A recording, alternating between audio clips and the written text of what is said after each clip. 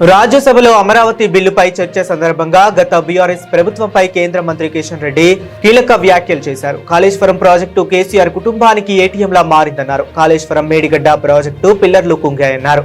కాళేశ్వరం వల్ల ఉపయోగం లేదని నివేదికలు వచ్చాయని చెప్పారు. ఇక కాళేశ్వరం ప్రజల డబ్బుతో కట్టారా లేక కేసీఆర్ సొంత డబ్బుతో కట్టారా అంటూ ప్రశ్నించారు. 1,00,000 కోట్లు ఎక్కడి నుంచి వచ్చాయని నిలదీశారు.